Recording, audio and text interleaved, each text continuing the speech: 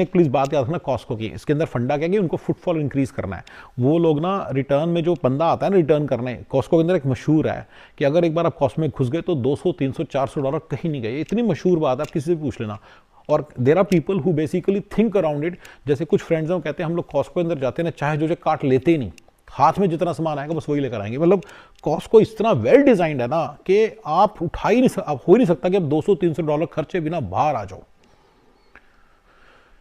Costco का जो psychological वो है ना इतना ज़्यादा है, मतलब पुल इतना ज़्यादा है कि 200 300 डॉलर खर्चे बिना आप आ नहीं सकते। आप लेने जाओगे छोटा सा अंगूरों का पैकेट और जा लेके पता नहीं क्या क्या आ जाओगे, ये इतना कॉमन है, किसी भी पूछना, ये बात सच है।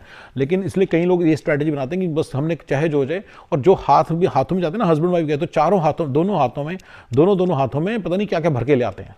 लिटरली ये इतना पुल है, तो कॉस्को का पुल बड़ा ज़्यादा है इस तरह का, तो कॉस्को इसी पे सारा कुछ है, ये अमेरिका में चीज़ चलती है। लेकिन तो ये नहीं कि इंडिया में इंप्लीमेंट कर दो, इंडिया में तो भूखे नंगे लोग बैठे उन्होंने पाड़ के खा जाना। But at the same time आपको पता नहीं चलिए आजकल इंडिया के अंदर रिटर्न्स बड़े अच्छे हो गए, यहाँ तो फिर भी रिटर्न जाना पड़ता है अमेजोन के लिए, वो घर से आके रिटर्न ले जाते हैं। तो इंडिया में भी अब आ रहे हैं इस तरह की चीज़ें, तो ऐसी कोई बात नहीं है। May be she is new, मैं तो जाता रहता हूँ, मुझे पता है कि ऐसा हो रहा है।